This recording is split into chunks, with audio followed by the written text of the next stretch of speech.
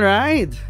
Magandang buhay, a blessed Sunday, blessed Christmas Eve sa ating lahat. This is the first time that we're doing this, ano? So I'm live right now sa aking Facebook, sa Facebook mismo, sa wall ko. And actually, we've been doing this for the past 3 years na consistently. This is our fellowship, our spiritual gathering.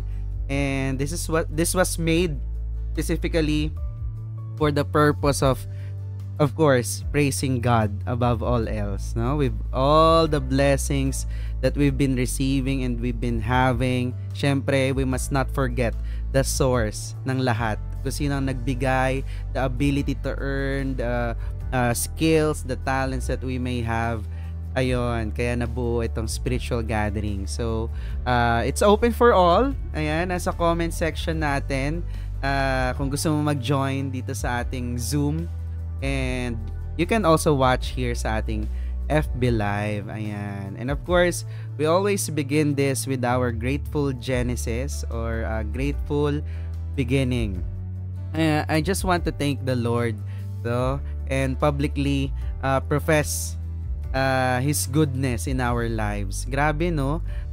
For this year 2023, when it's about to end, we are so blessed na nandito tayo, nakikita tayo, nakakapanood ka ngayon, and sobrang daming mo pwedeng ipagpasalamat.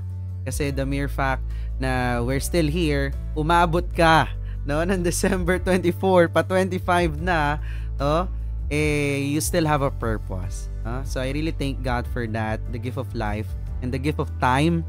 Grabe, no? We all have 24 hours in a day, pero despite our busyness, our schedules, no, it doesn't hamper us para magbigay puri sa Panginoon, no? And I really thank God for the gift of family.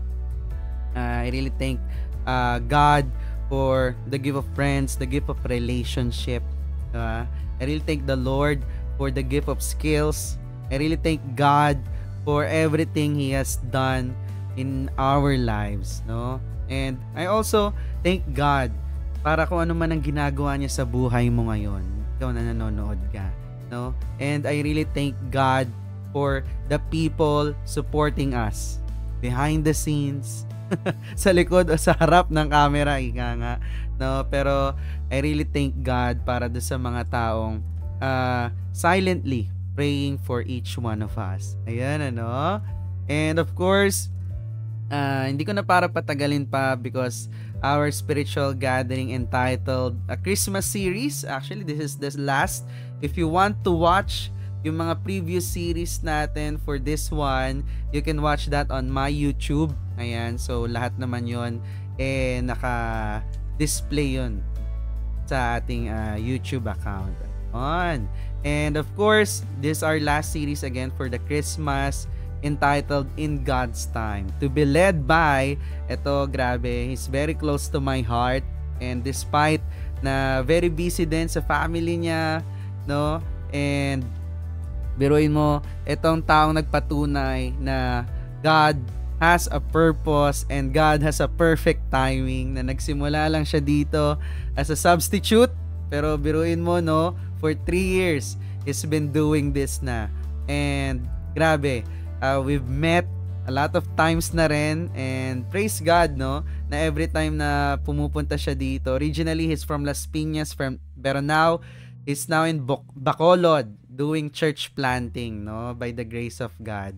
And of course, sa dami namin times na nag-meet na dito sa Manila, ang dami ring nababaptize. So, thank you, Lord. And again, di ko na para patagalin pa. Let's welcome Pastor Ralph Dulman. Good evening sa lahat. Merry Christmas po. Salamat at busy tayo with our families. But again, I don't want to miss this because I want the gospel pa rin in this busyness will be heard all over the world, no? Pag chinek nyo itong Facebook Live na ito or sa wall ni Lawrence and nakasave ito after sa YouTube. So you can check this, and I'm so thankful for the privilege of sharing God's word tonight, no? Because this is Jesus night. And although hindi siya pinanganak this December, pinanganak siya during summer, but in honor of Jesus, we make sure that we are with our family every December para hindi lang kumain, pero para i-share that Jesus is the one who is behind all our successes, all our breakthroughs, all our healing, all our recovery in life. Everything happened because God is with His children. And thank you, Lawrence, for this platform where we can share the gospel online. At ang napakaganda, it can be clicked by anyone, anywhere in the world, no? Anytime. And I believe God is speaking. So, again, no, good evening sa lahat. Thank you for the privilege to be with you, Naan, Lawrence, and others who are watching, Erky, and sa iba pa, Merry Christmas po sa lahat. Okay, let's pray first. Short lang. Please pray with me. Lord Jesus, thank you so much for reminding us that once in our lives here on earth, a Savior was born more than 2,000 years ago to save us from our sins as a fulfillment of the many prophecies already told and written in the Old Testament. Thank you, Lord. Thank you, Lord Jesus. You are the reason of this season. Tama po. You are the center of our occasion. You are the meaning. You are the one that we are celebrating. You, Jesus. You are the one we worship tonight. And thank you, God. May you teach us tonight. May you empower us to receive your word and apply it in our lives. In the name of the Father, of the Son, and of the Holy Spirit, we pray. Amen and amen. Again, New Year na ang next nating pagkikita. So, ang mensahe ko will be about New Year sa next Sunday na. Tama, no? So, this Sunday, this is the last of the series na about Christmas. And this time, our title is Christmas in God's Time. Pag sinabing in God's Time, in Greek, kairos. It means in God's time. Perfect timing, no? Kung meron akong pang-apat na anak, kairos yun. Pero hindi na pwede kasi napapagod na siya. 11 years old na yung daughter namin na eldest. Ibig sabihin, 11 years na si Ma'am Sheilang puyat. So, ganun po yun. Kasi meron pa kaming 6 and 3 years old. But praise God, no, hindi naman na napupuyat sa 3 years old. Ang sinasabi ko lang, no, hindi madali magkaroon ng maraming anak. No? We have 3 kids, Caris, Kali, and Kerix, yung middle child. And praise God, despite of this busy day, no, we are together online. But kahit online, sabi ko nga sa inyo palagi, this is very powerful because we're talking about the Word of God or the good news or the gospel of Jesus Christ. So, Christmas in God's time. Pag sinabing in God's time, hindi siya nagkataon, hindi siya swerte, hindi siya dahil sa nag-align ang stars, hindi po yon. Pag sinabing in God's time, it's all God's included in the purpose of God. Before we were created, it's already set by God, no? So salamat sa Diyos that when He came to this world, si Jesus Christ, ang pagdating niya, it was God's perfect timing. In the fullness of time, Jesus came. That was the darkest hour of earth. Yung Israel under siya sa Roman Empire and they were being abused. They are being sinakop sila, and hindi lang naman Israel ang nasakop noon, may mga ibang bansa rin na nasakop na ibang bansa. So ibang kingdom. So this time in the history of Israel, and even I believe it was the darkest moment of all the earth, hindi lang Israel. And on that darkest moment, a light of hope na nag-shine brighter, and that was the coming of Jesus Christ. Hindi nyo ba napapansin yung sobrang dark na yung pinagdadaanan nyo, biglang may word from the Lord, biglang may tapik sa likod nyo ng friend nyo, biglang may nagpipray pala sa inyo, biglang may nagsabi, alam mo, I'm praying for you, biglang may nag-chat, no? dilim-dilim na ng pinagdadaanan mo, na may iniisip ka ng iba, biglang may nagbumati sa'yo sa phone or sa video call, that's God's timing. Hindi po yun nagkataon. Okay? So praise the Lord. Tonight, meron akong mga quote no, na sinend kay Lawrence. Paki-include na lang yun sa first truth, yung sinend ko ngayon. That's very important. So Christmas in God's time, this is the story of Joseph, Mary, and Jesus, and the shepherds who visited Jesus in the stable. Yun yung story na yun. So bibisitahin natin ulit yon at babasahin. No? Alam ko na yan, narinig nyo na ng ilang beses, pero tonight will be a refreshing night again for us to read and revisit the story of Jesus' birth. Okay, I will request Lawrence to read us the first slide of this passage, please. A reading from the book of Luke, chapter 2, verses 1 to 21. In those days, Caesar Augustus issued a decree that a census should be taken of the entire Roman world. This was the first census that took place while Quirinius was governor of Syria, and everyone went to their own town to register. So Joseph also went up from the town of Nazareth in Galilee to Judea, to Bethlehem, the town of David, because he belonged to the house and line of David. He went there to register with Mary, who was pledged to be married to him and was expecting a child. While they were there, the time came for the baby to be born, and she gave birth to her firstborn, a son. She wrapped him in clothes and placed him in a manger, because there was no guest room available for them. Wow.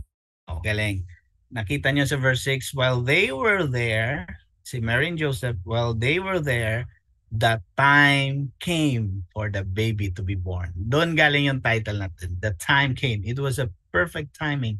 The perfect appointed time of God for the Savior to be born through Mary. So, nakita naman natin, clear naman yung binasa ni Lawrence na ang hari that time, ang pinakahari that time ay si Caesar Augustus.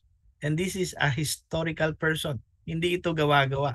And this gives a credibility that the Bible is real. The Bible is not a made-up story because there are historical people here. Okay? So Augustus Caesar or Caesar Augustus issued a decree na magkasus sa entire Roman world. Lahat ng sakop ng Romans, ng Rome pala, sorry, na which is included ang Israel, ay magkakaroon ng okay. This was the first census during that took place while Quirinius was governor of Syria. No, another historical figure. Quirinius is is a governor of Syria, no? So lahat ng ito historical persons ito, hindi ito gawa-gawa kahit i-study nyo. Ibig sabihin kung nangyari ito, totoong mga taong pinag-usapan dito, edi totoo rin si Jesus. Okay? Another credibility for us to say that God's word, although God used man's word to deliver His word to us, no? So, sabi nga ng teacher ko sa master's degree, God's word is also man's word. Bakit? Kasi ginamit ni Lord ang mensahe, ang lengguwahe ng mga tao para maintindihan. Kasi kung lengguwahe ni Lord ang gagamitin, paano natin maintindihan, no? Ang mensahe. So God's word is actually at the same time, on the other hand, it's man's word. Man's word because gumamit si Lord ng lengguwahe na ginagamit during Jesus' time. Naintindihan niya? Okay. So, and everyone went to their own town to register. No, register. So lahat sila, takot yan sila kay Caesar. Takot yan sila sa mga governors nila. Takot yan sila sa mga namumuno sa kanila.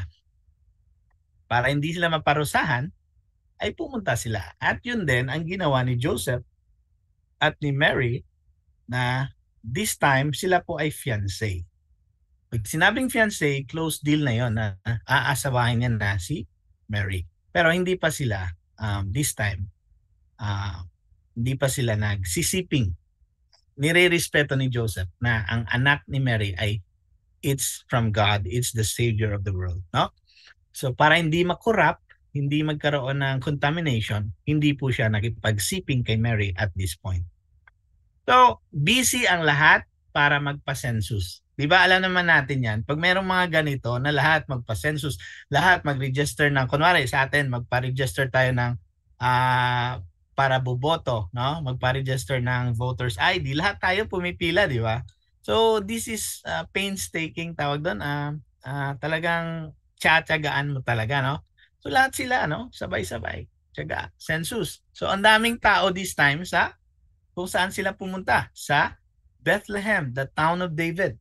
So imagine niyo, yung lahat ng mga taga Bethlehem, ay maliit na town lang ito, pumunta, umuwi, kung saan man sila galing, umuwi para lang magpa-census. So, maraming tao this time, busy ang lahat, and kung i-trace pala yung lineage ni Joseph, no? Saan siya galing? He belonged to the house of the line of David. Dugong bughaw si Joseph. Oo. Alam niyo ba 'yon? Dugong bughaw pala si Joseph, no? Tigasin pala si Joseph. Hindi lang siya yung iniisip niyo na karpentero. Hindi siya karpentero. Ang word na carpenter noon is builder. Builder of boats. So malalaking projects ito. Hindi ito karpentero lang ng upuan or ng table. Pag sinabing builder noon, sa original word, builder, mga builder of boats. Malalaking boats yan.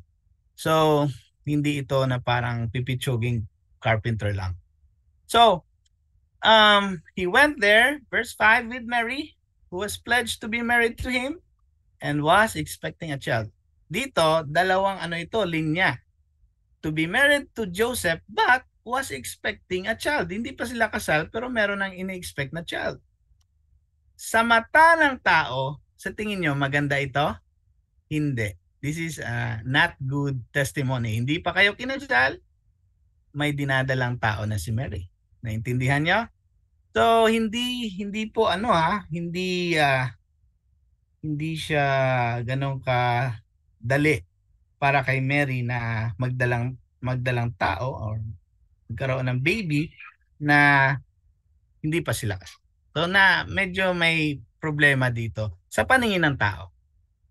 So while they were there, this was the perfect time. Pinanganak na si Jesus. Minsan, ang pagbasa natin ng verse 6 parang simple lang, no? Yung parang nandun sila, nanganak si Mary. Parang tapos na, no? Parang walang feelings na. Dalhin ko kayo ulit sa verse 6. Come on, imagine with me. Nandun sila, magpa-census, busy lahat, biglang nanganak si Mary. Now, with feelings. Si Mary nanganak. Sa tingin nyo, madali yan? Hindi madali yon, masakit yon. Pero minsan, pag binasa natin ang verse 6, parang wala lang. Mary gave birth. Hindi, dalhin mo sarili mo kay Mary. Ilagay mo sarili mo sa shoes ni Mary or sa sandals ni Mary. Hindi madali ang verse 6 kasi nanganak. Wala pa namang nurses noon. Intindihan nyo? So, mahirap tong verse 6. Pero minsan pag bumabasa natin, parang academic reading lang na walang feelings. Masakit manganak. Mabigat. Yung nagsisensus sila, dala-dala niya yung 9 months old na baby sa kanyang tiyan. Hindi madali yung kaniyang pinagdadaanan. At meron nga ako actually na-send din nun sa inyo, no, about Mary. If she was favored, but although she was favored, nag-suffer din siya bilang the favored person, no? No? Sinend ko yan sa spiritual gathering kung napansin nyo, Lawrence, no? Mamaya ilagay mo doon sa dulo ng slides nito o makita mo yung si Mary. So, she gave birth to her firstborn, a son, and she wrapped him in clothes and placed him in a manger. Manger is not a good place to be giving birth. Hindi magandang place. Mapanghi, mabaho, mga hayop nandun. Kumakain. Si Jesus nilagay sa kainan ng mga tupa, ng mga kabayo, ng mga baka. Doon siya nilagay. Because wala nang guest room. Wala nang wala nang available na hotel. Okay, lowbat ako. So, ang nangyari,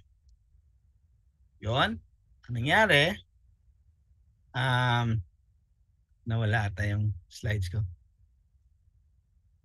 Nanganak si Mary doon sa manger. Now, what can we learn from there, no? Puntahan natin yung first truth siguro. If we can go to directly to the first truth, we will learn something here. Okay, ito na yon. Number 1, in God's perfect time, nagkaroon ng breakthrough. Nagkaroon ng breakthrough. Breakthrough means nagkaroon ng miracle. Nagkaroon ng magandang breakthrough means after suffering, after the long wait, nagkaroon na ng breakthrough. Nagkaroon ng God moment. Okay, nagkaroon ng miracle. And Jesus Christ was born. So what can we learn from there? No? Busy sila nagsisensus, tapos ito, si Jesus pinanganak na. At sino ba si Jesus? Ang tagapagligtas ng mundo.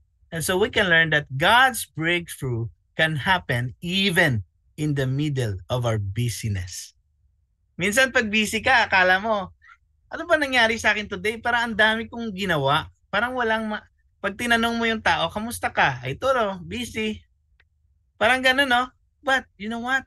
Like Mary and Joseph and the other Israelites who were busy for registering their names for a census, they were all busy and their God gave them a miracle and the Savior was born. The Savior Jesus Christ was born. So we can learn from here, tandaan nyo, that even in your busyness, God can do a miracle.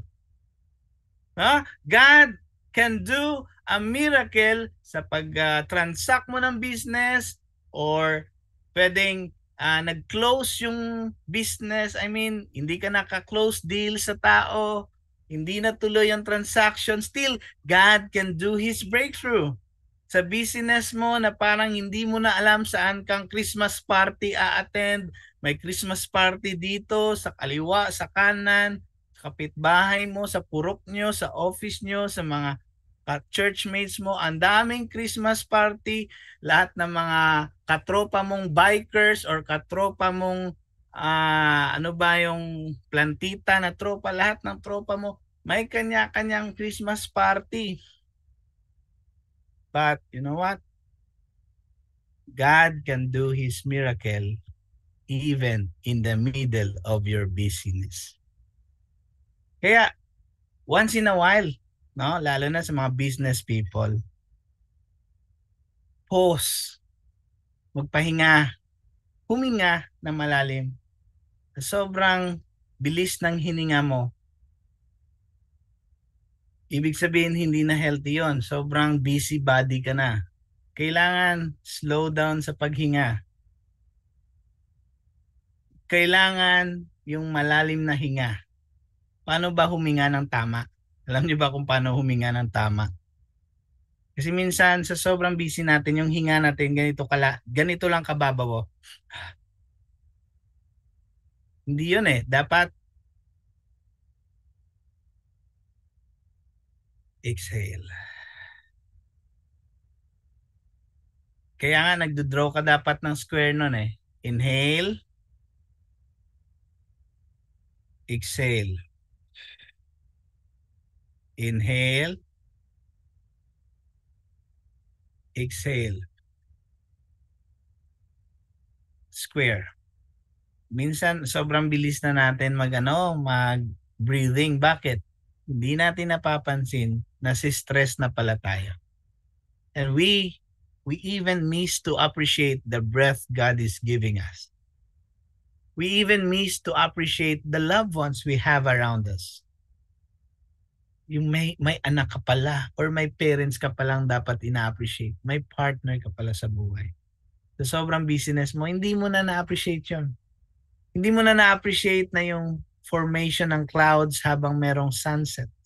Hindi mo na-appreciate na yung mga grass pala may mga maliliit na flowers na yellow and white. Hindi mo na na-appreciate na ang ganda pala ng punong kahoy na dinadaanan mo everyday papunta sa work. Bakit? We are so busy. But you know what? May good news tonight. like what happened during Jesus' time kay Mary at kay Joseph. They were also busy doing registration of names for the census, and Jesus' miracle came. Jesus was born. And tonight, maybe busy ka. Think of those times na merong miracle. Today, merong miracle sa akin, Lawrence. I was scheduled to preach this morning sa isang town sa Negros na parang 2 hours away or 3 hours away from Bacolod. Hindi ko pala sure kung saan yung address. So I just bought ticket with Ma'am Sheila and Kali. Sabi ko, sige, punta kami Kabangkalan. Hindi ko alam, bago magkabangkalan, doon pala ako sa Binalbagan. Hindi pala ako sa Kabangkalan. So, nung dumating ako sa Hinigaran, sabi ko, saan nga yung church niyo, Pastor? Because Thanksgiving nila ngayon. Sa Binalbagan. So, when I was in Hinigaran, sa next town na pala ako bababa. Akala ko, bababa ako sa Kabangkalan, which is 2 hours away pa. So, buti na lang, nasagot yung phone at ako po ay hindi lumagpas sa aking pupuntahan. Mali ko rin. Hindi ako nagtanong kung saan talaga yung church. So, excuse me ha. Maayos ko lang. Lobat ako. Yun.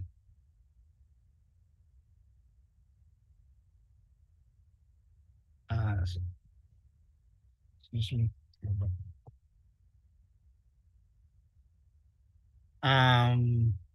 Wait lang. Lawrence, wait lang. Ayusin ko yung saksak. Wait lang.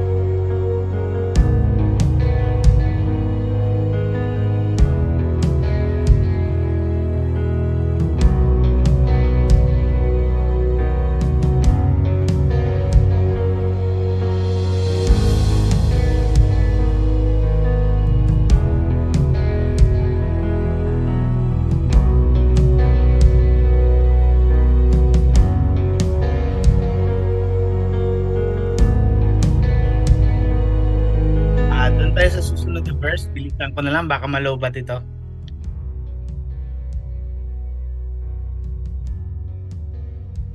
Let's go back sa verse.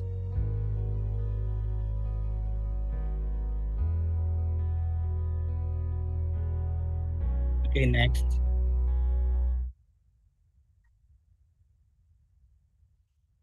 Yan, yung next verse. Ayan na. And there were shepherds living out in the fields nearby, keeping watch over their flocks at night. So may mga shepherds malapit kung saan si Jesus pinanganak. An angel of the Lord appeared to them, and the glory of the Lord shone around them. And they were terrified because gabi yon, gabi. Tandaan nyo, it was nighttime. And ito yung mga moments na literal madilim. But the angel, when the angel appeared, the glory of the Lord shone. So pag nag-shone ang glory of God, ibig sabihin nagkaroon ng liwanag. So dyan natin kinuha yung second truth natin mamaya. But let me explain anong sinabi ng angel sa kanila. Do not be afraid, kasi natakot sila. I bring you good news that will cause great joy for all the people. Today, in the town of David, a Savior has been born to you. He is the Messiah, the Lord. This will be a sign to you. Ito yung sinyales na siya ang Messiah. You will find him you'll find a baby wrapped in clothes and lying in a manger. Ito yung kaibahan ng Messiah. Siya lang ang baby that night na pinanganak sa manger. So sa lahat ng baby na nandun, di ba lahat ng tao bumalik sa Bethlehem, for sure may dala rin silang baby. May mga pinanganak din na ibang araw, newborn din sila, pero anong kaibahan ni Jesus? He was lying in a manger. And suddenly, after that one angel, a great company of heavenly hosts, maraming angel ang nag-appear, praising God and saying, anong sinabi? Yung next, yan. Glory to God in the highest, and on earth peace to those on whom God's favor rests. Tandaan niyo, Lawrence. Glory to God in the highest, and on earth, and peace daw to those, kanino daw? On whom God's favor rests. Kanino lang ba nag-rest ang favor ni God? Sa mga believers. Now, iko-correct ko yung theology nyo na rest in peace. Hindi lahat ng namamatay, hindi lahat believer. So, hindi lahat applicable na sabihan mo ng rest in peace. Kasi, on earth, peace to those whom God's favor rests. Ang totoong may rest lang ay mga believers. Buhay man sila or patay, sila lang ang makakaranas ng peace of God. So, hindi lahat ng tao makakaranas nito. Kahit sabihin mo pa, peace be with you, peace be with you. Hindi naman lahat believer eh. Pwedeng churchgoer, pero hindi pa nag-believe kay Jesus, wala siyang peace. Because peace comes from Jesus. And if you have Jesus in your life, then you will have this peace. Klaro na tayo ha. Huwag niyong sabihan lahat ng tao, rest in peace or peace be with you. Kasi kahit sabihan mo, kung wala siyang Kristo, wala siyang peace na galing kay Kristo. Okay? When the angels had left and had gone into heaven, the shepherds said to one another, Let's go! Let's go to Bethlehem and see this thing that has happened, which the Lord has told us about. Tingnan natin. So they hurried off and found Mary and Joseph and the baby. Take note, sa wise men, ang nakita nila after 2 years, and the child. Dito, Mary and Joseph and the baby. So sila lang ang bisita sa manger. Ang mga shepherds, wala yung wise men. And they saw Jesus who was lying in the manger. 17, when they had seen him, they spread the word. Nung nakita na nila si Jesus, they spread the word. Pinagsabi nila sa ibang tao concerning what had been told them about this child. And all who heard ng mensahe ng mga shepherds were amazed at what the shepherds said to them. But Mary treasured up all these things and pondered them in her heart. Take note, ang mga shepherds, one of the mababang uri ng tao noon. Okay, pero tingnan nyo naman. Naniwala ang mga tao sa kanila. Bakit? Ang kanilang mensahe, ang gospel, ang good news na pinagsasabi nila, talagang naranasan nila, nakita nila, na-witness nila. Hindi lang sila yung parang narinig lang nila, okay na yun. Hindi, tiningnan talaga nila, they searched for the child. And they found, as the angel had told them, na nasa manger nga ang baby. So, it's not enough that we believe Jesus in our minds. We have to search carefully who Jesus is in the Word of God, in the Scriptures. Minsan kasi, sinabi kasi nila eh. So, naniwala ka na sa sabi-sabi lang. Why not search carefully in the Bible kung sino nga talaga si Jesus? Why not attend ka sa mga Bible studies and small groups and worship service na pinipreach talaga si Jesus? And there you will find for yourself, hindi lang rinig mo, you will find for yourself that Jesus is indeed the Son of God, the Savior, and the King of Kings. So, at the same time, si Mary naman, nung narinig ito lahat sa shepherds at narinig niya ng mga tao na niwala din sa shepherds, At parang na-overwhelm siya sa mga nangyayari na totoo nga yung pinanganak ko, Savior. Anong ginawa niya? She pondered them in her heart. Talagang pinag-isipan niya maigi. Palagi niyang iniisip ang nangyayari sa kanyang buhay. So what can we learn from here? Diba sabi ko, that was during night when the angel appeared to the shepherds. So what can we learn? Sa truth number 2 tayo, please. What can we learn? Kanina, ano yung number 1? God's breakthrough. No, mangyayari sa akala mo ordinary day lang, extraordinary pala yung araw na yon. Number 2, God's good news naman tayo. God's good news can arrive in our darkest moment. It was the darkest moment of Israel. For sure, yung mga shepherds habang inaantok sa pagbabantay ng mga tupa, iniisip din nila yung dark situation nila na sila nagbabanat ng buto, 'di ba? Ito yung mga graveyard na trabaho noon fishermen, shepherds, no? Na gabi. Buhay sila kung gabi. Actually, yung graveyard na yan, talagang may trabaho noon na nasa grave Binabantayan yung mga grave kasi may mga treasures yung mga patay. So, dyan galing yung graveyard. Pero itong mga shepherds, gising din paggabi. So, siguro iniisip din nila, no? Kung ikaw ang shepherd, you know what? Grabe yung pagbabanat ng buto natin, hindi tayo natutulog, pero ang ending natin, magbabayad lang tayo ng malaking buwis sa mga Romano. That was a dark moment for each one. They're doing their hard work and the Roman Empire just abused them and exploit them. No? Minsan, akala natin, okay lang yan mga shepherds, cool yan sila. Anong cool? Mahirap na nga yung pagiging shepherd, may tax pa. So it's not easy to be a shepherd. But on their darkest moment, there was a good news from an angel, and saying, the Messiah was born, and peace to those whom God's favor rests. Wow, ang galing, no? So, ganun din naman sa atin, no? In our darkest moment, kung ikaw ay nahihirapan, no? Ngayon, I am saying my condolence to Luz, no? Namatay yung father niya. Condolence, Luz, if you are listening right now. You know what? God's good news, God's comfort, I'm praying na maranasan mo. And sometimes, no, sa ating paghihirap, may mga struggles tayong sobrang hindi natin ma-explain, hindi natin ma-share sa iba. But may good news tayo tonight. God's good news will always arrive in your most needed time, in your darkest moment. And God has something to say. Parang yung isang kilala ko, magsi-suicide na sana siya. Magja-jump na sana siya sa building.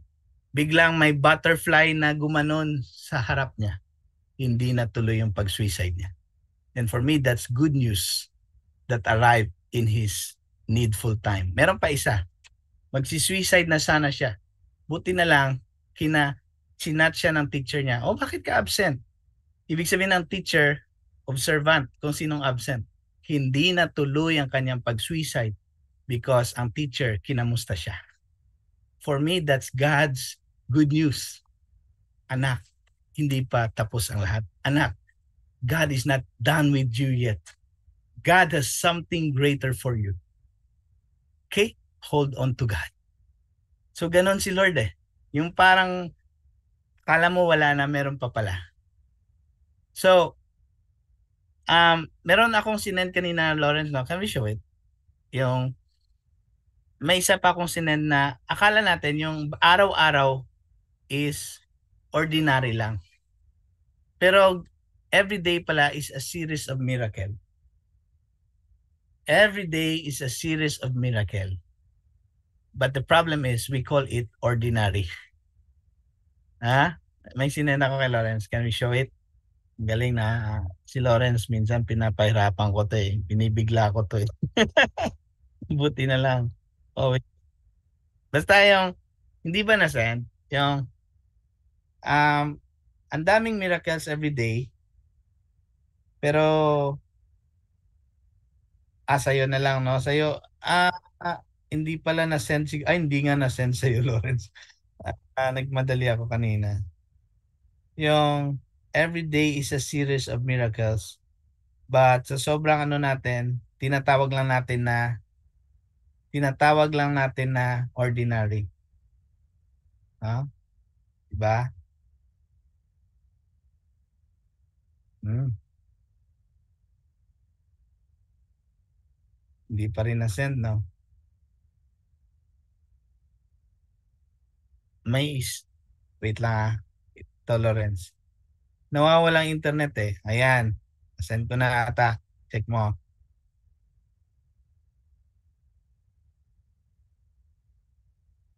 Ayun, pakisend.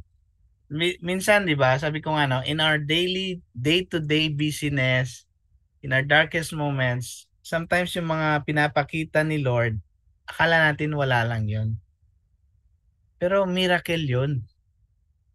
Miracle yun. If we just look at things in the eyes of God, ang dami niyang pinapadalang miracle. Pero ito tayo nagbubulag-bulagan kasi iba pa yung gusto natin. May sinasabi na siyang, ito anak, para sa iyo to. Anak, para sa iyo to. Anak, blessing ito. Pero ano, ito tayo, nagsasabi pa rin tayo, Lord, give me a sign. Anong give me a sign? Araw-araw pinapakita na ni Lord ang kabutihan niya. Sabi ni Hans Anderson, the whole world is a series of miracles, but we're so used to them that we call them ordinary things.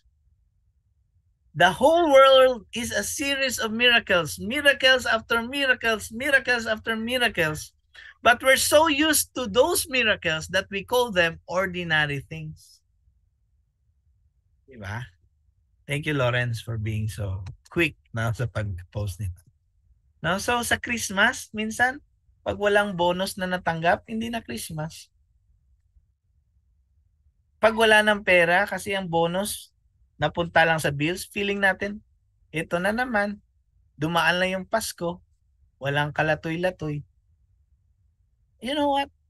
The Lord has been showing to you His greatness, His faithfulness, His power, His grace. But here we are, we still say, Lord, give me a sign. Sana hindi na maulit yung 2023.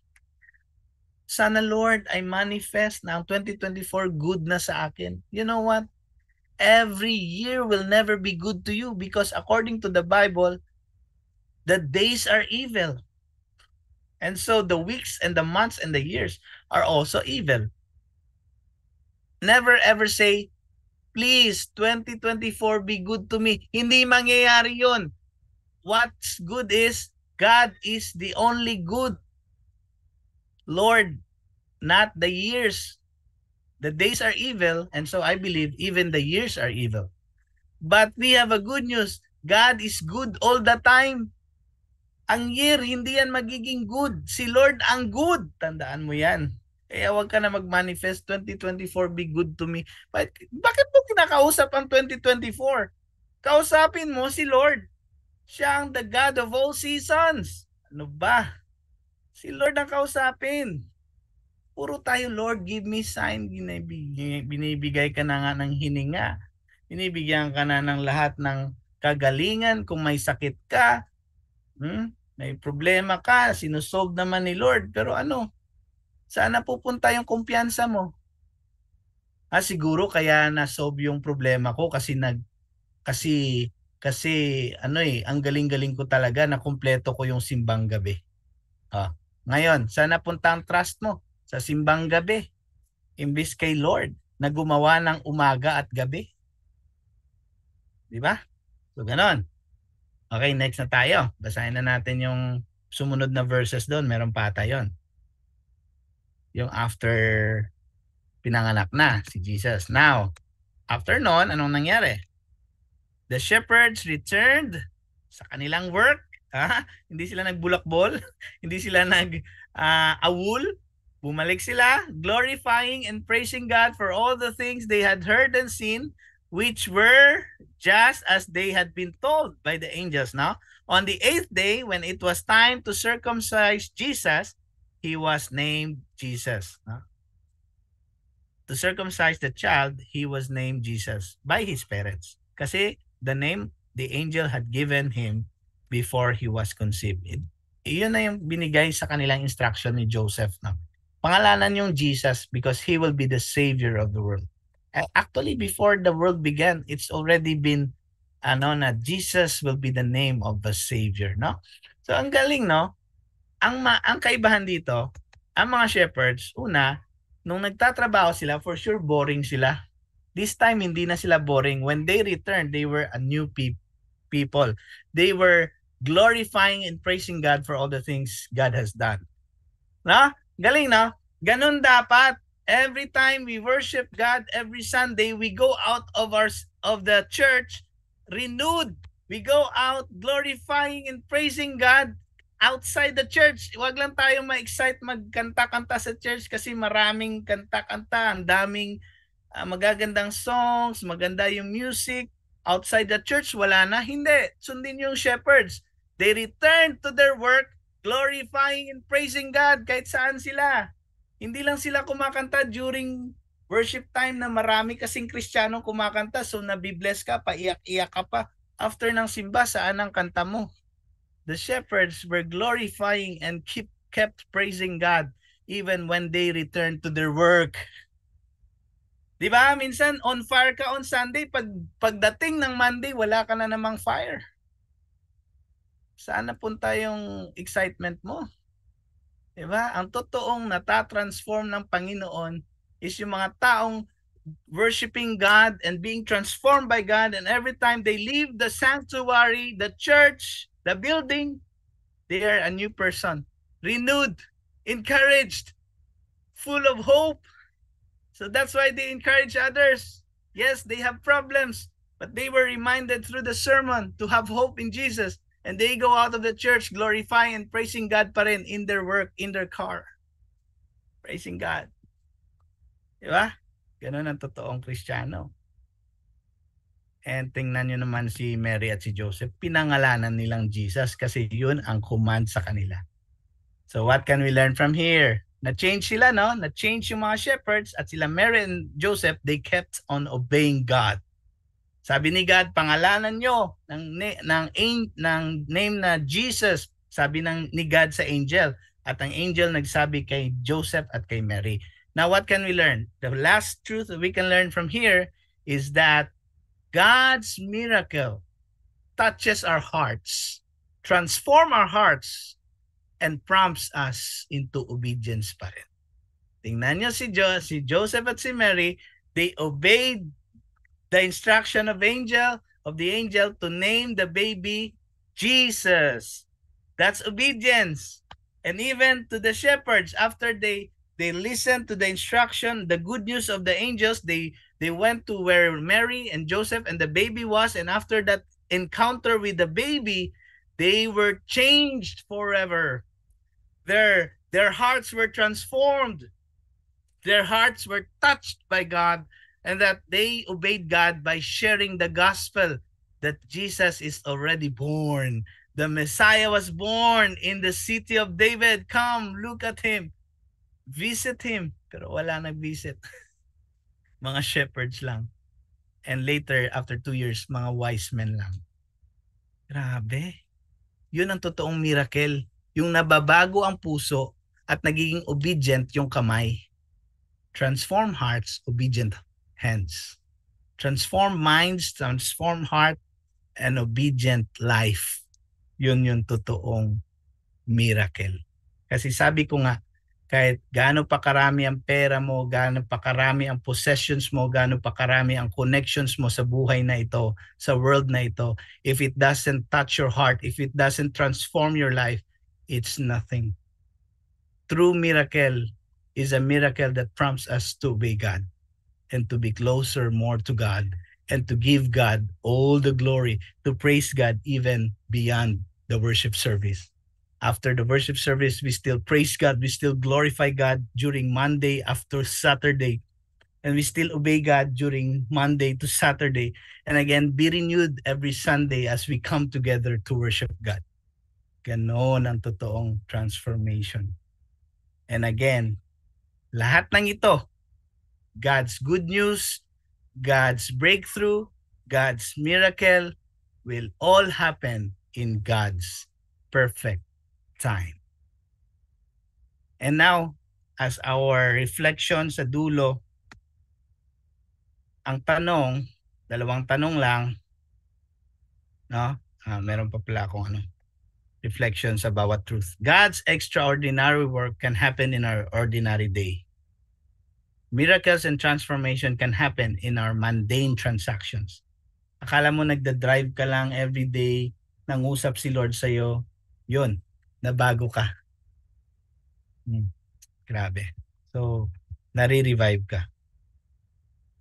Akala mo magsisimba ka lang today pero na-enlighten ka. Yung mga ganun. Akala mo a-attend ka lang ng spiritual gathering. Akala mo meeting ng mga business people lang to. Hindi pala. God will talk to you. Ganon ka extraordinary ang mga ginagawa ni Lord. And even in our darkest season, the good news of God will reach our heart. If you are now in your lowest point, just wait by faith. Just walk by faith. Wait on God. And His good news, His comfort, His word of encouragement will reach your heart. I don't know when, but I know it's in God's perfect timing. And lastly, also, third, di ba, sabi natin, highly favored si Mary. Pero sabi ng author, hindi akong author nito, hiniram ko lang. She was highly favored, but parang i-divorce na siya ng kanyang mahal na si Joseph, di ba? Almost put away by Joseph. Highly favored si Mary, but he was rejected by every person in Bethlehem knowing na nabuntis siya before wedding day. Highly favored siya, pero nanganak siya ng kanyang unang anak doon sa sabsaban ng mga animals. Highly favored siya, pero andun siya nag-iisa with Joseph in the middle of the night. All she knew. Hindi, ito pala iba pa. Highly favored siya, but bigla na lang tinawag sila ni Lord na umalis sa lugar na yon at mag-move sa strange. Hindi lang town eh. There was a time they moved to Egypt. Sobrang layo. Di ba? So, favor never looks like favor at first. Akala mo hindi siya blessing kasi nahihirapan ka like Mary. Favor sometimes takes you through frustration, failure, and fear. But that's favor. Akala mo ang favor puro lang good health, good relationship. No. You go through frustration, failure, and fear. Even you go through the valley of the shadow of death. Sa Psalm 23, di ba? As you follow the shepherd. You want to be favored of God, to be favored of God, or ano ba? Maling grammar ba to? You want to be favored by God? It may be in the darkest night or deepest valley, but there in that place where no one sees you and you feel like no one understands, there in that place, whisper to yourself, this is the only beginning, not the end. This will turn out for my good and for His glory. This is because I am favored. Kung nasa gitna ka man ng frustration, remind mo sarili mo, this will turn out for your good in the end and for the glory of God. Ang mga favored na anak ng Diyos, hindi yan puro bed of roses. There will be moments of discouragements, problems, but also this will end up in for the glory of God and for your good. Kaya walk by faith talaga kahit nakikita mo parang hindi naman to favored, parang hindi naman ako favored. Yes, the devil will keep on lying to you and whisper to you, hindi ka naman anak ni Lord eh. Bakit ka nahirapan? Paano na lang si Mary? Favored din siya like us. Lahat naman ng anak ng Diyos favored eh. Pero hindi porket favored ka, wala ka ng pagdadaanan. Meron at meron talaga. Pero again, it will end up for the glory of God and for your good. So, personal reflection dito is, meron pa akong dalawang reflection dito eh. When are those darkest season of your life? ikaw lang makakasagot na. Kung na-identify mo ang darkest season mo ngayon because you lost a loved one, you lost a job, you lost a business, or you lost a relationship because you were betrayed or something happened, you know what? In your darkest season, wait ka lang. Meron at merong ipapakita si Lord sa'yo.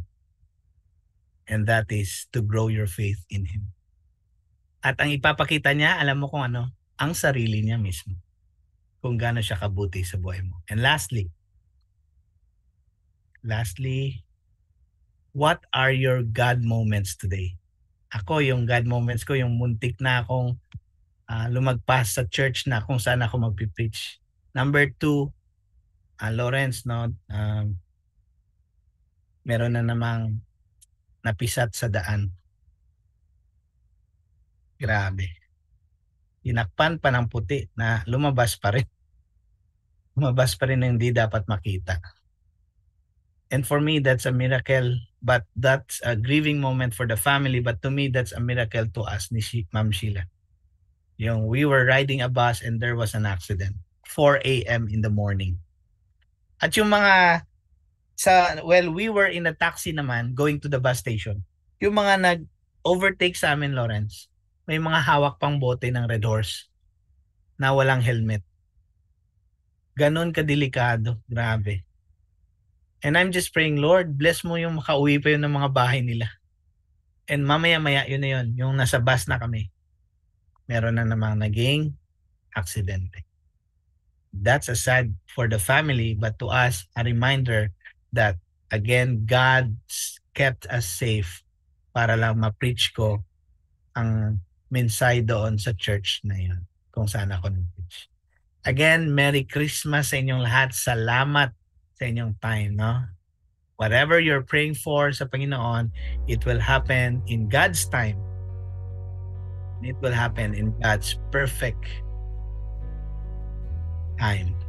Hindi sa time mo, sa time ni Lord. Walk by faith and walk in obedience to the Lord.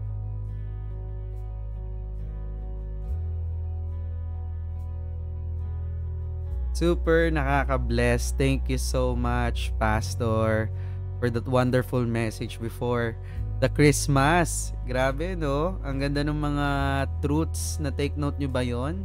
God's breakthrough can happen in the middle of our busyness. Tama talaga, yun yung lagi ko sinishare na there's no such thing as accidents or coincidence. Only God's proper timing. Na, oo nga, no? Na yung verse 6 na yon, akala mo simple lang siya, pero tama they were there, pero bigla nang anak si Mary. So tama kung ikaw ang nasa sitwasyon na ganun, wala pa namang ospital, wala pa mga nurse nung panahon na yun, pero ang galing ng mga pangyayari na yon. So tama baka masyado na tayong busy. Minsan naman, kadalasan sa sobrang busy naman natin, hindi na natin ma-figure out or hindi natin makita yung miracle happening right before our eyes. Galing, no? And ang ganda rin nung truth number 2, no? God's good news can arrive in our darkest. Ang galing. I really love yung sinabi ni Paz kanina about the shepherds. During that time nga, yung mga shepherds, no, lalo na sa Bethlehem, sila talagang nagbabantay nung flock sa temple.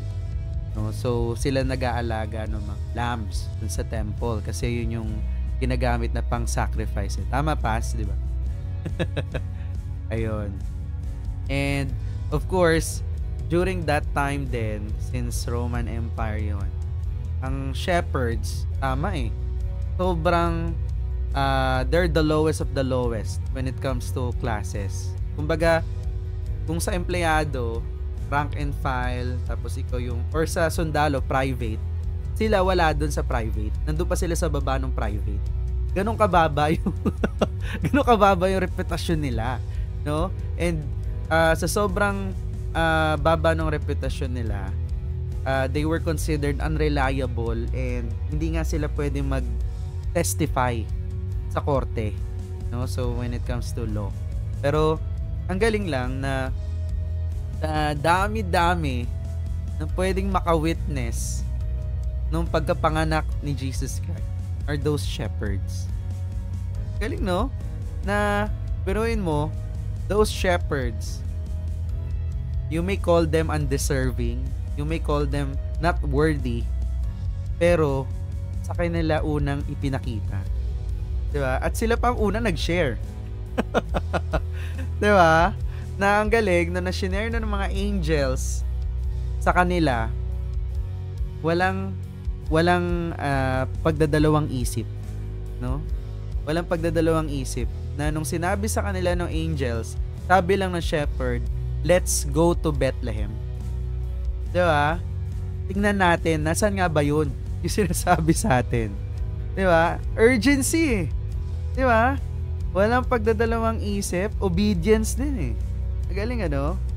Na, oo, madaming pinanganak. Sabi nga ni Paz, madaming newborn nun. Pero, binigyan sila ng isang sign na alam nila na magiging si Jesus yon, na hindi usual, na hindi normal, na nakahiga daw sa manger.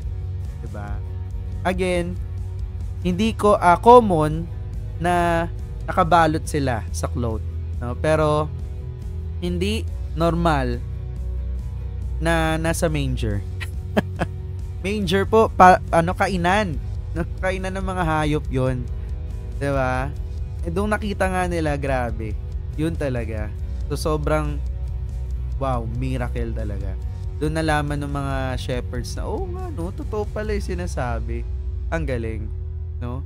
And the third truth, God's miracle touches our hearts and prompts us to obedience. Grabe, no? Nakaka-bless talaga na yung good news, the sobrang good news, again, the shepherds were unreliable when it comes to those times. Pero sa paraan ng kinuwento nila, lahat ng nakarinig, kahit di nila naiintindihan, alam nila may magandang nangyari or may importanteng nangyari. Naranasan nyo na ba yun?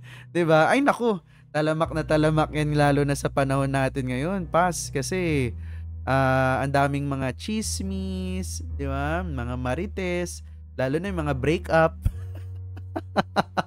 Dami nagbe-break, diba? Eh sa dami ng chismis, nakikinig lang, uy, alam mo ba sabi ganito? Uy, alam mo ba sabi ganito? Pero, yun, when they proclaim the good news, nung narinig nila, wala, talagang, Ganon, no? Kahit di nila alam ano yun. Ano ba meron? Pero, wow, ang galing. Pero at the back of their mind, ano ba yun? Pero na-excite din sila. Diba? So, yun yung nakaka-bless doon, no? Ang galing lang, no? So, isa yun sa mga proof na God shows His respect, no? Lahat, para sa lahat, no? Even the undeserving, even the unworthy, to the shepherds, wise men, sa mahirap, sa mayaman, sa natuto, sa believer, sa hindi believer, no? Ang galing talaga. So, doon ako pinaka-na-amaze. And habang nangyayari yun lahat, si Mary, medyo medyo kalmado siya nun, pero nag-iisip siya. No? Nagdinilay-nilay siya doon sa meaning. Kasi syempre, ang daming nangyayari and everything. Pero, alam mo yung pinagdinilayan niya, the question was, ano ba nagdala sa amin dito sa Bethlehem? Diba? Na doon mo naiisip na grabe, no? God works through all kinds of people and all kinds of events to accomplish His plan. Grabe. Thank you, Lord. No? Nakaka-amaze at nakaka-bless. Ayan, how about yung iba nandito sa Zoom? Meron ba kayong gustong i-share na takeaway, tumatak sa inyo? No? Ayan, meron ba? Wala?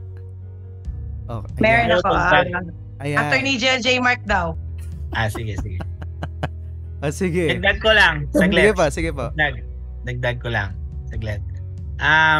Di ba sila exploited na matagal na Siguro, and also may alam din naman sila sa prophecy na may Messiah. Kahit nung Old Testament pa. Tapos na-exile sila, tinandaan nila yon. Siyempre, 70 years na na-exile eh. Mas lalo nilang tinandaan yung mga nakasulat. Tapos nagsulat sila about it pa, nagsulat pa, lalo na nasa ibang bansa sila, nagsimula na silang isulat nila yung mga saan sila galing, paano create sila ni Yahweh. So anyway, they were expecting, no? Lalo na, parang ano ba, yung ganito, yung alam nila na may hero, may Messiah. Pero ang una, ang iba, kala lang nila, Messiah to free them from Roman Empire. Pero hindi, to free them from sin talaga. Mas malalim yung hugot na ito, no? Parang ano, no? May babayarin ka, pero alam mo may darating na bonus. So hinihintay mo talaga na kahit minsan, no? Galing. Wala pang sinabi si Lawrence about sa bonus. Pupunta na ako sa Pumasok na daw. Ganon. So, salary is in, the bonus is in. Wala pa nga. Magsasabi pa lang, pumunta ka na sa ATM machine. Mga ganon. Kasi nag-i-expect. Alam nilang may Messiah. Nag-i-expect sila. Ganda nun pa na dagdag ko lang din, inaabangan mo lang is yun nga parang bonus mo para sa mga bayarin mo. Pero, inaabangan mo. Parang ganon. Ang binigay, sobra pa. Yo. Ay, galing no? Ang binigay, more than pa sa mga pangangailangan mo. Wow! God, praise God. Alright. Ajel Nan, go.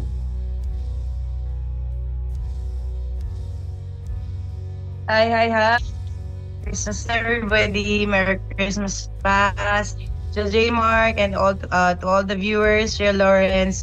First, thank you for still having this kind of spiritual gathering kasi for us na syempre physically earlier na hindi naman agad nakapag church, really looking forward to have this kind of spiritual gathering. Sir, really blessed, no?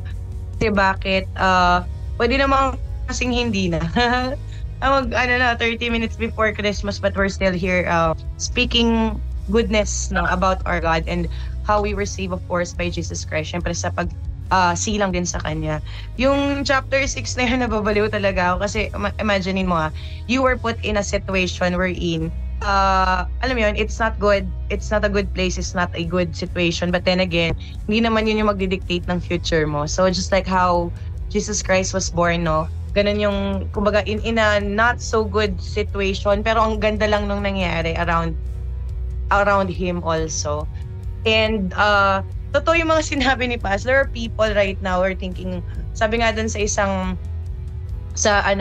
isang tawag dito, service also, they were saying na ang mga tao most likely masyado silang nagiging focused on the receive ng mga bagay na marireceive nila, yung whether it's sweldo, whether it's Christmas bonus, whether it's whatever they will receive, no? But at the end of the day, you will always think, ano ba talaga yung essence kung bakit we celebrate Christmas? One of the things really, it's because Jesus Christ was born and He's the reason why we were saved, no? Sa lahat ng mga kasalanan ng sanlibutan. Ay, masyadong malalim pala yun. So, yun, and how God is really amazing. Imagine mo yung story mo kanina, Pas, na there was another accident happened nearby to you na yun na naman in a situation na hindi rin maganda yung nangyari. We were still blessed na the fact that we're alive, we're breathing. Ano yun, na nakakasmile ka ngayon and kahit walang handa yung pagkainan nyo, at the end of the day, sobrang yung binigyan ka pa lang ng isang araw na buhay yun yung isa sa pinaka most important thing. And Christmas is really not only about you, but it's about you giving yourself not only in kind, syempre, no, yung pagbigay mo rin talaga ng word mo na makausap mo yung mga tao around you. I was talking with Jel Lawrence like 2 days ago ata. Wala lang kami pinag-usapan kung hindi si Lord, how good He is. Ang sarap lang sa feeling kasi bakit? More than the business that we have, we share also the Word of God. And alam mo na kanina, Jel Lawrence, sabi ko, I was teary-eyed. Grabe, no? Even yung mga grand mentors natin, they honor God. And one of the reason sobrang lumalaki rin talaga ang organization namin, it's because we have a God-centered and inuuna lang lagi si Lord above all else. Kasi yun naman talaga if we seek the blessor, then the blessing, hindi mo na kailangan intahin or ibibigay siya talaga ng kusa, lalo na pag deserve mo na. And tama rin yung sinabi mo, Pas, na hindi, hindi yan sa paraan na gusto mo. It's, God will work with you when you deserve it. And syempre, God knows your heart. Alam niya kung paano ka gumalaw talaga and paano mo talaga mahalin siya or gaano mo pinagkakatiwala, how faithful are you sa kanya mismo, no? Kasi if your faithfulness kay God is only like 1/4, 'di ba? Or hindi full lahat yung ibinibigay mo. Are you expecting something in return? Actually, kahit nga konti nga lang we were still loved by Jesus Christ, 'di ba? By the Lord. And blessed ako kasi it's our first time to have this kind of life. I know a lot of people. Sana maganda pala, no, Jelos? Kasi sinitignan ko yung ko. Okay din pala pagka ganon. Pero next time magme-makeup ako. Para ma-size yung, kasi normally wala, no? Tawag dito, nakakatuwa lang seeing a lot of comments also. May mga heart na nagre-react din sa group chats. And it's not really normal day, no? It's an extraordinary day for everyone else, but there's people that will watch this again. So praise God kung nabuksan mo tong link na to or na-share sa itong Facebook ni GL Lawrence, no? Sobrang thank God. God bless us all. Yun lang pa. Yes, that's my God moment right there. Yes! Sobrang spontaneous na, no? Na sabi ko, what if mag-live kaya tayo right now publicly? Ilang sa group. Yan yung God moment. Hindi naka-make up si Naan. Parang yung mga shepherd lang. Yes. Come as you are. Yes. Grabe, no? Pero syempre, mag-make up ka next time. Pero yung sinasabi ko ba, yung God moments, hindi ka handa palagi. Tama. Agree. Galing, ano? Ayan. Ako din. May sasabihin, Jen Lawrence, sorry, last na. May sinabi si Tita Jet kanina. She told us that God really moves in mysterious ways. Yes. Yan ang message niya. Sabi Nakaka-bless nga, no? Ang dami nagko-comment. Kasi nga last week, yung lesson natin, Next week ulit. Unpredictable palagi si Lord. And it always shakes you. Kasi ganun naman si Joseph. Ready na sa kasal, biglang ganito. Si Mary, biglang ganito. Mag-migrate sa Egypt. Shepherds, biglang sa trabaho nila in the middle of their work, nandyan ang angel. Lahat ng ito, God moments is always unexpected. Yes. Because if it's expected and you're prepared for it, no? Sobrang prepared ka, it's your moment. Tama. God moments God moments, it's all about Him. Kaya ka hindi prepared ngayon. Pero hindi ko sinasabing hindi ka mag-makeup. Hindi ko sinasabing hindi ka mag-ganito. But anyway, no, I'm just saying, if you're prepared, it's your moment. Pero if it's God's moment, you're always not prepared. But you have to obey. Thank you, Lord. LJ Mark, time to shine.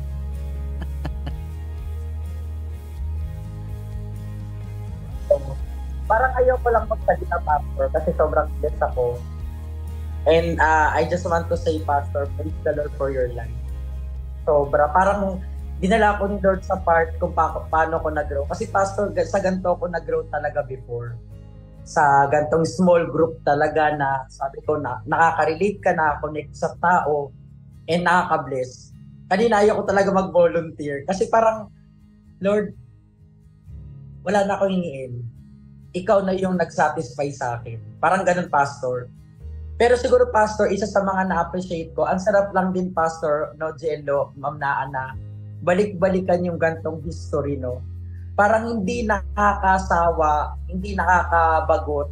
Parang ang sarap pa rin niyang i-meditate, ang sarap niyang, parang i-imagine mo. And thank you, Pastor, kasi normally, parang praise the Lord talaga, Pastor, kasi nilalagay mo kami sa part na hindi mo lang sa amin pinapaintindi, kundi pinaparealize mo sa amin kung ano yung solution na yun.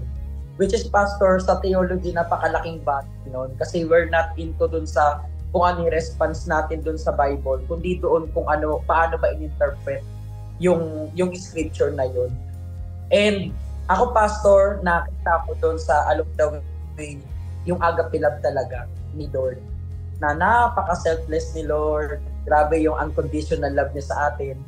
Although we're not deserving naman talaga, pero ganon tayo kamahal ni Lord. Kaya ang iniisip ko kanina, Pastor, habang nagtatopic kayo ng ganito, Lord, ano ba yung response ko para mag-glorify ka? And dalawa, Pastor, if you obey, there's a blessing. If you disobey, there's a curse. So, yun lang, sobrang blessed lang ako. Nakabet. And thank you, Pastor. Thank you. And also, yung miracle din ni Lord. Kasi minsan, yun din, Pastor, ang ganda na highlight mo rin siya. Kasi normally, na-define natin yung miracle kapag out of nowhere na hindi naman natin alam, biglang dumarating, wow, miracle. Parang ganun eh. Yun na minsan yung interpretation natin when it comes to miracle. Pero sabi ko kanina, ang galing, no? Yung everyday na gumigising ka, na nagiging normal na lang sa tao, pero napakalaking miracle yun ni Lord. Na minsan yung miracle ni Lord, hindi na natin masyado na-appreciate kasi parang nagiging normal na lang siya. Tama. Pero kung i-appreciate mo, yung every time na gumigising ka, nasusustain ka, that's miracle eh. And thank you, Pastor, for that. Praise the Lord talaga. Galing ni Lord. Glory to God. Masabi. Glory to God. Praise the Lord. Siguro kaya rin ako nagkaroon ng God moment na ganito. Kasi, I want to be grateful. Hindi ko ma-contain yung joy ko na gusto ko siya i-share sa lahat. Lalo na this end of the year. Kaya hindi ko lang siya ni-live dun sa group. Kundi talaga ni-live ko siya dito sa wall ko ngayon. Kaya, right now, kasi tayo na lang naman, wala na mag-share. So, kung meron ka reflection, you can share that in our comment section, no? Pero, by this time... Nakaka-bless! So, this time, I want to lead the closing prayer. This is the first time, no, na I'll be doing this. Pero, grabe, God has been faithful. Grabe, yung goodness ni God, hinahabol talaga tayo, no? Kaya, I just want to share it to you, ikaw na nanonood ngayon. Kasi, baka naiisip mo na, yeah, it may not be the merriest of your Christmas, pero I just want to pray for you. Yes, ikaw na nanonood ngayon. Baka feeling mo hindi ka magaling, baka feeling mo madumi ka, baka feeling mo hindi ka sapat, no? Feeling mo hindi ka deserving, but I just want to pray for you. So, let's bow down our heads. Let's remember in the most loving and gracious presence of God. Father God, I pray you will open the eyes of this beautiful child of yours. God, that you may allow them to see everything that you see in them. All the possibilities. God, just how much you believe in them, that they might think that they are broken, but you call them blessed. They might think they are lost, but you call them found. They might think they're too forgotten, but you say that you hold all the mercy, Lord. You say you hold the power to forgive. You hold the authority to transform, Jesus. I pray this Christmas, you're going to make my friend happy. I pray you will make this person so full of your joy that nothing can stand in the way between their faith in you, Jesus. Lord, I pray for true surrender. I know, God, this year, as we celebrate everything that we have gone through with, we also mourn so many things that we have lost. We mourn the times that we have been broken, the times we have been angry, God. It's okay, just like the post I read in Facebook a while ago, na if this Christmas isn't your merriest, I pray to those who are celebrating with grief in their hearts, who are apart from their families and friends, who have nothing on their tables this Christmas. It's okay. It's okay to just keep this season simple, quiet, or even sad. But you were just so beautiful that you take all these ashes, Lord, and you give them life. You give pain purpose, G. Teach us to live in contentment with you. We have been asking so many things from you that we sometimes forget what Christmas really means. We think it's about receiving. We think it's about asking you for more, God. So we pray for contentment, that nothing will be able to tell us that we are unloved or not blessed, Lord, simply because we have the promise of having you in our lives. Jesus, I pray you bless this person with heat, that nothing from the past can haunt this person anymore, that nothing difficult, no giant, no mountain can stop this person from running back home to you, God. God, we pray for that kind of surrender, God, that every single day when we wake up with pain, when we wake up with so much helplessness, with unmotivation, God, we will be met with your mercy, with your loving eyes. Help us hear you call us beloved, your beloved children. Because I know for a fact that, God, nothing can change your love for us. Can you say that with me? Jesus loves me. Mahal ako ng Diyos. Oh, Jesus just loves you so much, and simply because of that, we are blessed this Christmas.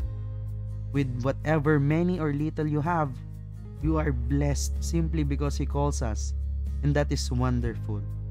Because that means nothing else can dictate how loved you are, how blessed you are, and I pray that you will realize that God is taking you places, and where you are right now, you will be so glad that you chose to trust God, you chose to watch this live, you chose to enter this Zoom, and you will be so glad that you chose to wait for our Lord, because the gift of Christmas is here in your life, G. How many times we take that for granted? But the gift of Jesus is beautiful, because that means in your moments of pain, you get to receive joy, simply because God is God. God, I receive your joy because you are good. God, I receive your joy because you are good. God, I receive your joy because you are good. I receive your joy because you are good, God. I receive your joy because you are a good God. God is so good and is going to bless you so much because He calls you His child. He calls you son. He calls you. Amen. Pastor.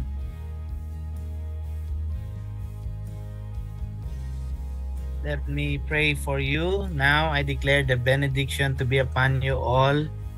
May this Christmas season we are celebrating, may Jesus Christ be lifted up in your life. May Jesus Christ be more famous in your life. That in your successes, in your breakthrough, in your wins, may you always give glory to God. And even when you are in pain right now, may you worship God in that pain, through that pain. And you continue to submit to Him even in times of struggle, because these struggles and troubles are intended for us to be strong, for us to be strengthened in our faith, and for us to be enduring till the end. Because sabi ni Jesus, those who endure till the end will be saved. And so, O God, may there be peace in each one's life, because they will welcome Jesus Christ in their lives, the one who can give them real peace. May the joy, the fruit of the Spirit be their portion. And Lord, hindi man maging good ang bawat araw, but sabi nga ni A.W. Tozer, as long as Jesus sits on the throne, every day is a good day. Lord, salamat. We celebrate you. You're coming on this world to die for our sin. Now, we are waiting for your second coming to get us and bring us to be with you in the new heaven and in the new earth. Salamat for that blessed hope we have in Jesus Christ. Hope that cannot be hindi ma-overcome ng darkness. Ang hope na hindi kayang pantayan ng mundo. Ang hope na hindi kayang i-crush ng mga disappointments. because our hope is anchored in Jesus Christ. Now, oh God, as we wait for the new year to arrive, 2024, I pray this year may be a new year, but we are assured that we have the same God who will be with us as we face this new year. Thank you so much, Lord. We pray in the name of the Father, of the Son, and of the Holy Spirit. Amen and amen. Amen. Amen. Merry Christmas. Merry Hi. Christmas. Pray tayo. Picture. Merry Christmas. Pray Picture. tayo. Picture. Ready. Picture. 1, 2, 3. Thank you so much, Pat. Hey, God bless Thank you, you. Pat. Ergina. Merry Christmas. Merry Christmas. Thank you po. Jeff Damon. Delores. Tanong God bless. Merry Christmas. God bless.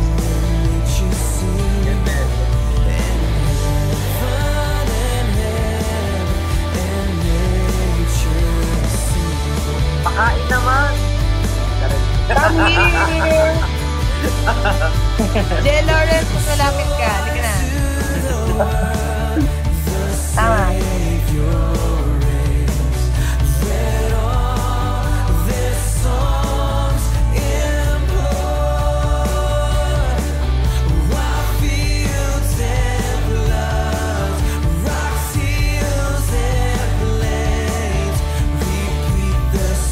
Babay po, malulobas na. Take it jello, sobra. Pag naaga,